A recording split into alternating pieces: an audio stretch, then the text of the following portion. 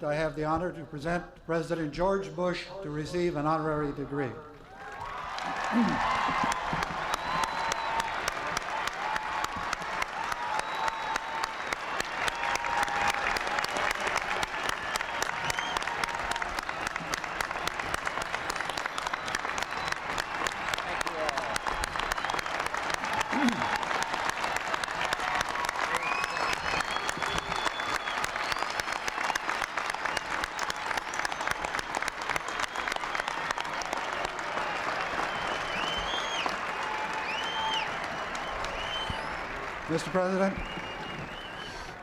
Mr. President, your illustrious career began with brave service as a young Navy pilot in World War II.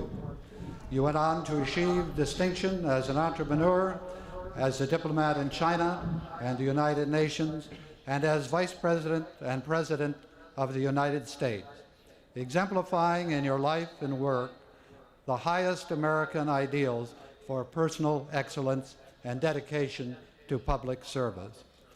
As President, you have reached out to our people and drawn us together and renewed our confidence in ourselves, each other, and our country.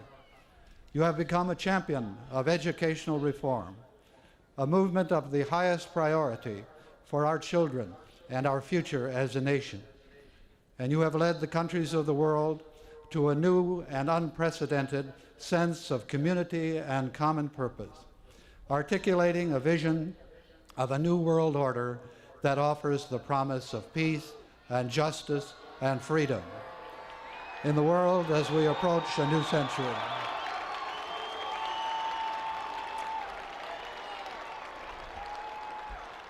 Here at home, you are recalling us to the best of ourselves and our American traditions and leading us to new engagement in the lives of others.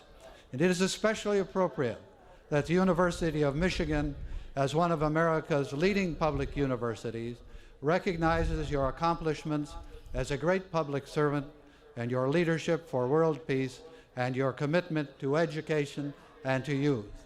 We are therefore proud to confer upon you today the honorary degree, Doctor of Laws, and to admit you to all its rights, honors, and privileges.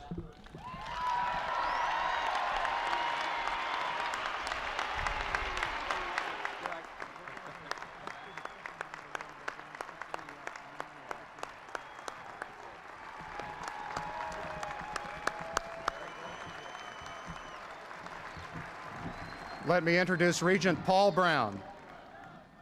President Duderstadt, I have the honor to present Barbara Pierce Bush to receive an honorary degree.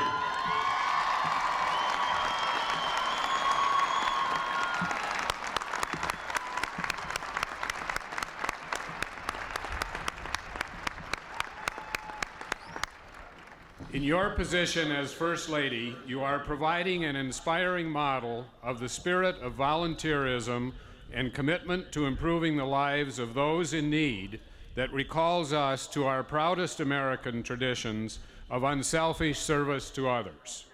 Indeed, long before coming to the White House, you have been among the brightest of what President Bush has called 1,000 points of light.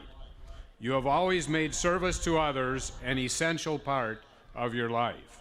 Perhaps your most visible work has been to promote literacy, and as scholars and educators, we vigorously applaud your leadership in this significant national movement. You have also used your position to show the human dimensions of many of our greatest social problems by helping people to overcome prejudice against AIDS patients through reaching out to babies with AIDS, by bringing comfort to cancer patients or others who are seriously ill, by helping to meet the needs of the poor and homeless, by seeking to end child abuse, by helping to improve schools, communities, and family life. You have provided highly visible and caring leadership.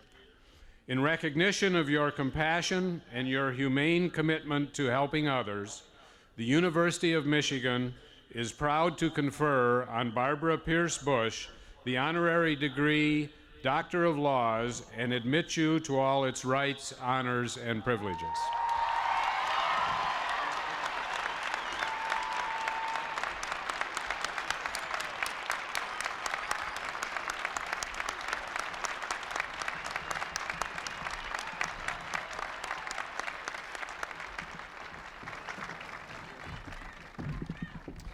President Bush, it is now my great honor to invite you to deliver the commencement address to the class of 1991.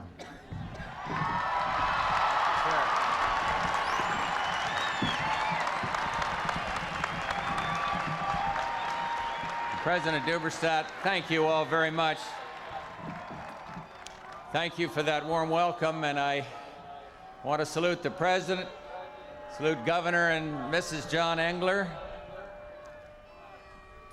representatives of the Congress, Purcell, Upton, and Vanderjack, and distinguished regents, and especially I want to pay my respects to our fellow honorary degree recipients. Barbara and I are very grateful for this high honor. Before this, there wasn't one lawyer in the family, and now we have two.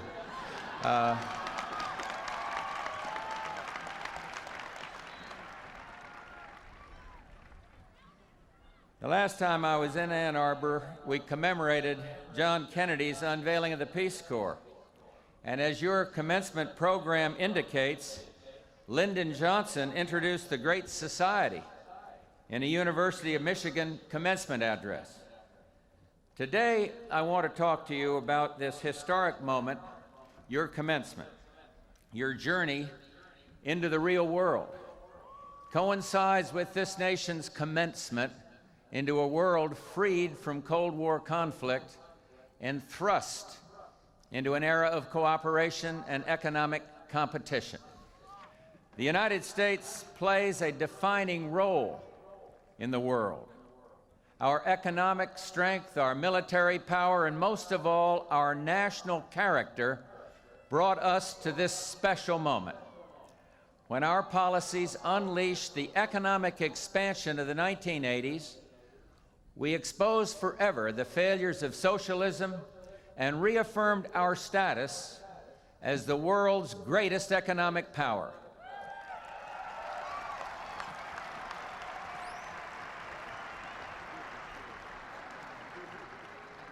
And when we sent troops to the Gulf, we showed that we take principles seriously, enough to risk dying for them. But there's another message. There's another message. We also take them seriously enough to help others in need. And today, men and women of Operation Provide Comfort toil on behalf of suffering Kurds. And today, our thoughts and prayers also go to the hundreds of thousands of people victimized by a vicious cyclone in Bangladesh. Our government has sent aid to that stricken land. Dozens of private agencies have sprung into action as well, sending food, water, supplies, and donations. The humanitarian instinct runs deep in our people, always has. It is an essential element of our American character. Our successes have banished the Vietnam-era phantoms of doubt and distrust. And in my recent travels around the country, I have felt an idealism that we Americans supposedly had lost. People have faith in the future, and they ask, what next? And they ask, how can I help? We have rediscovered the power of the idea that toppled the Berlin Wall and led a world to strike back at Saddam Hussein. And like generations before us, we have begun to define for ourselves the promise of freedom. I'd like to talk today about the nature of freedom and how its demands will shape our future as a nation. Let me start with the freedom to create. From its inception, the United States has been a laboratory for creation, invention, exploration. Here, merit conquers circumstance. Here, people of vision, Abraham Lincoln, Henry Ford, Martin Luther King Jr., outgrow rough origins and transform a world. These achievements testify to the greatness of our free enterprise system. In past ages, and in other economic orders, people could acquire wealth only seizing goods from others. Free enterprise liberates us from the Hobbesian quagmire, and it lets one person's fortune become everyone's gain. This system built upon the foundation of private property, harnesses our powerful instincts for creativity. It gives everyone an interest in shared prosperity, in freedom, and in respect. No system of development ever has nurtured virtue as completely and rigorously as ours. And we become the most egalitarian system in history and one of the most harmonious because we let people work freely toward their destinies. When governments try to improve on freedom, say by picking winners and losers in the economic market, they fail. No conclave of experts, no matter how brilliant, can match the sheer ingenuity of a market that collects and distributes the wisdoms of millions of people, all pursuing their destinies in different ways. Our administration appreciates the power of free enterprise, and our economic and domestic programs try to apply the genius of the market to the needs of the nation. For example, we want to eliminate rules and red tape that bind the hands and the minds of entrepreneurs and innovators. Our America 2000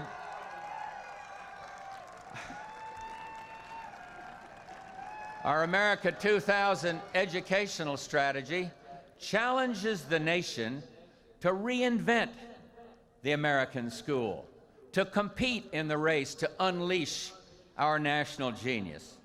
And we've incorporated market incentives into our legislative proposals so taxpayers will get a fair return on their dollars.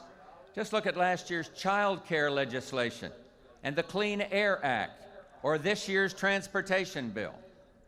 We've proposed a comprehensive banking reform package that strengthens the financial system upon which economic growth depends. And we repeatedly have tried to slash the capital gains so people with dreams have a chance of achieving them. And we want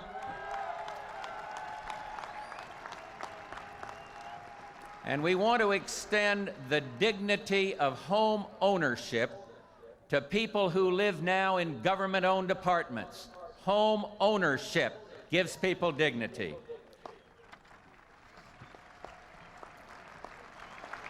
And although we've tried to transfer power into the hands of the people, we haven't done enough.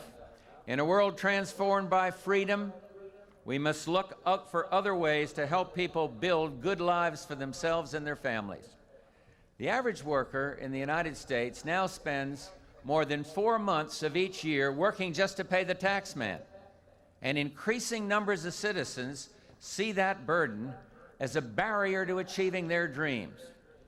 We've tried to put on a lid on the spending that drives taxes and to concentrate government efforts on truly national purposes. It's only common sense. And if we want to build faith in government, we must demand public services that serve the people. We must insist upon compassion that works. But the power to create also rests on other freedoms, especially the freedom, and I think about that right now, to think and speak one's mind.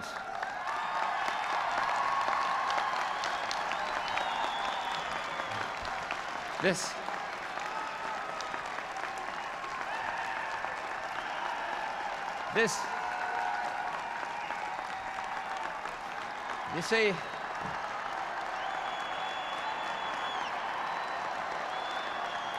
thank you. The freedom, I had this written into the speech and I didn't even know these guys were going to be here. No, but seriously, the freedom to speak one's mind, that may be the most fundamental and deeply revered of all our liberties. Americans to debate, to say what we think, because you see, it separates good ideas from bad. It defines and cultivates the diversity upon which our national greatness rests. It tears off the ignorance, the blinders of ignorance and prejudice, and lets us move on to greater things. Ironically, on the 200th anniversary of our Bill of Rights, we find free speech under assault throughout the United States, including on some college campuses. The notion of political correctness has ignited controversy across the land. And although the movement arises from the laudable desire to sweep away the debris of racism and sexism and hatred, it replaces old prejudice with new ones.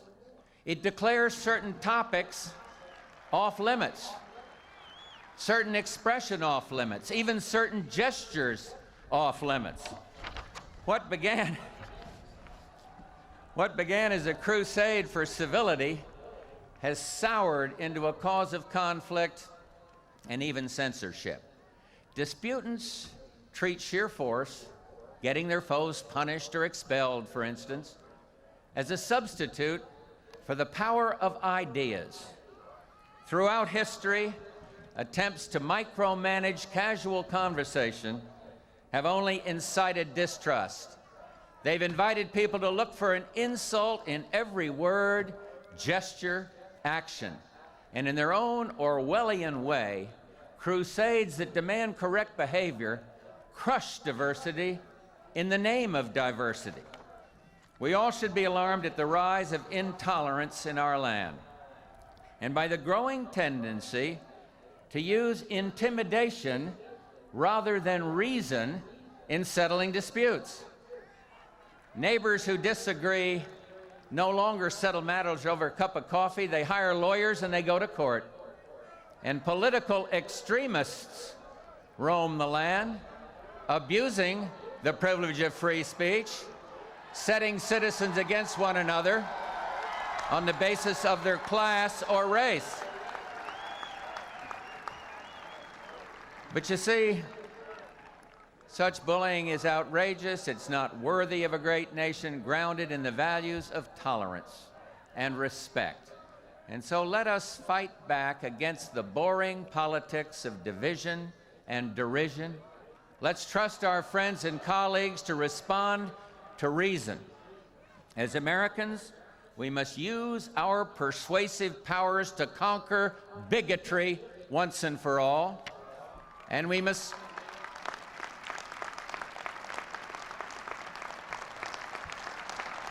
And I remind myself a lot of this. We must conquer the temptation to assign bad motives to people who disagree with us.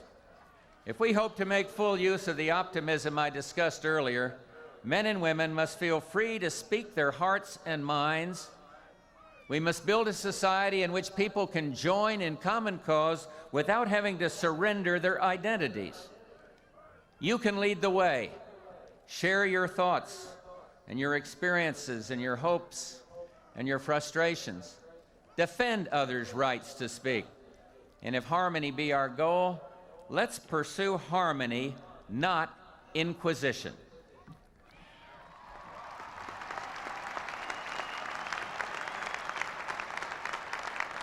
The virtue of free speech leads naturally to another, equally important dimension of freedom. That is the freedom of spirit. In recent times, often with noble intentions, we as a nation have discouraged good works. Nowadays, many respond to misfortune by asking, whom can I sue? Even worse, many would-be Samaritans wonder, will someone sue me? Talented, concerned men and women avoid such noble professions as medicine for fear that unreasonable and undefined liability claims will force them to spend more time in court than in the office or in the hospital. And at the same time, government programs have tried to assume roles once reserved for families and schools and churches. This is understandable, but dangerous when government tries to serve as a parent or a teacher or a moral guide. Individuals may be tempted to discard their own sense of responsibility, to argue that only government must help people in need. If we've learned anything in the past quarter century, it is that we cannot federalize virtue. Indeed, as we pile law upon law, program upon program, rule upon rule, we actually can weaken people's moral sensitivity. The rule of law gives way to the rule of the loophole, the notion that whatever is not illegal must be acceptable.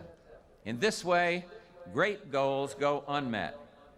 When Lyndon Johnson, President Johnson, spoke here in 1964, he addressed issues that remain with us.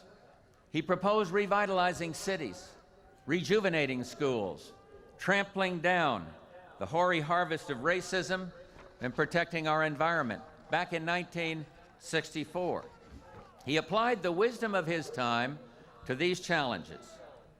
He believed that cadres of experts really could care for the millions, and they would calculate ideal tax rates, ideal rates of expenditures on social programs, ideal distributions of wealth and privilege, and in many ways, theirs was an America by the numbers.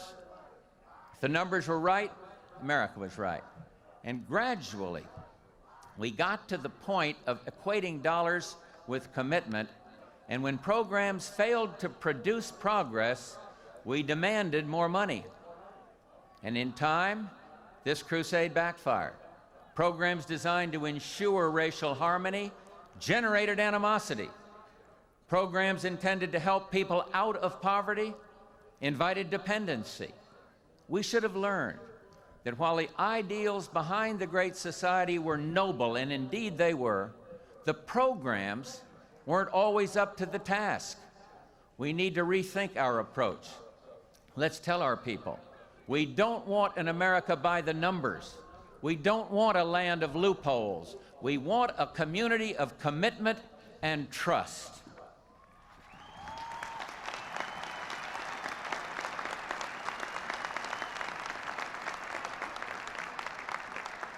When I talked of a kinder, gentler nation, I wasn't trying to just create a slogan. I was issuing a challenge. An effective government must know its limitations and respect its people's capabilities.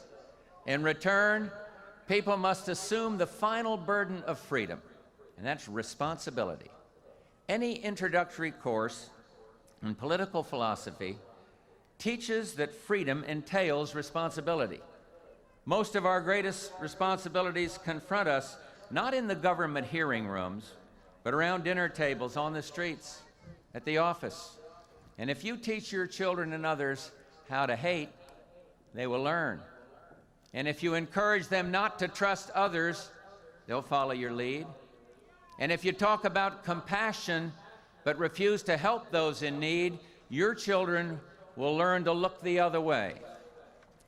Once your commencement ends, you'll have to rely on the sternest stuff of all, yourself. And in the end, government will not make you good or evil.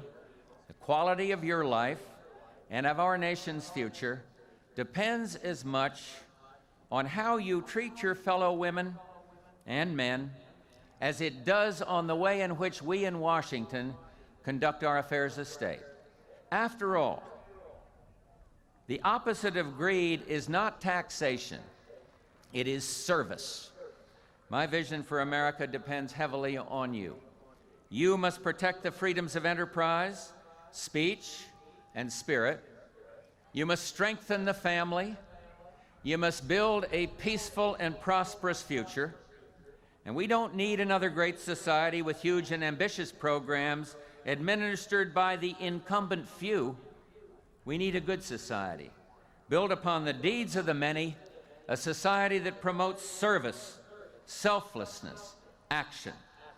The good society poses a challenge. It dares you to explore the full promise of citizenship, to join in partnership with family, friends, government, to make our world better. The good society does not demand agonizing sacrifice. It requires something within everyone's reach: common decency and commitment. Know your neighbors, build bonds of trust at home, at work, wherever you go.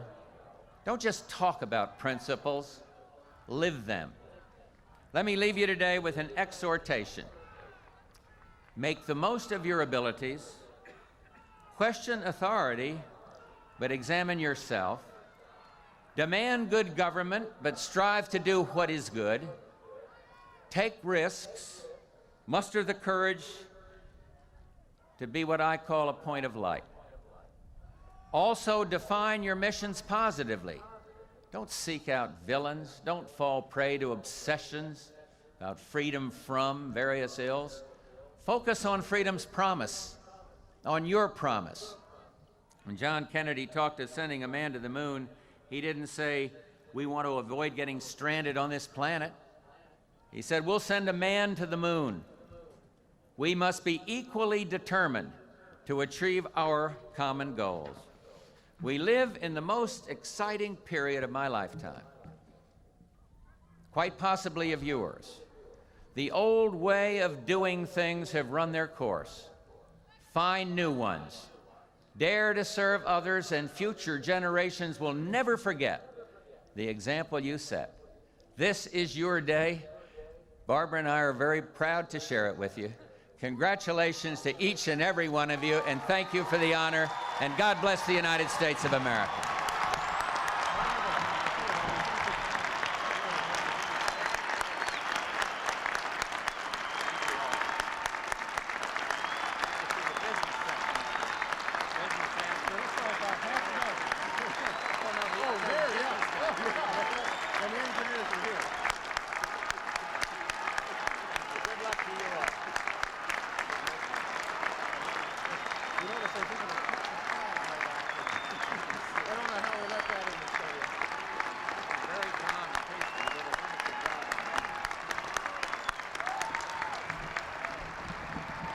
Thank you, President Bush.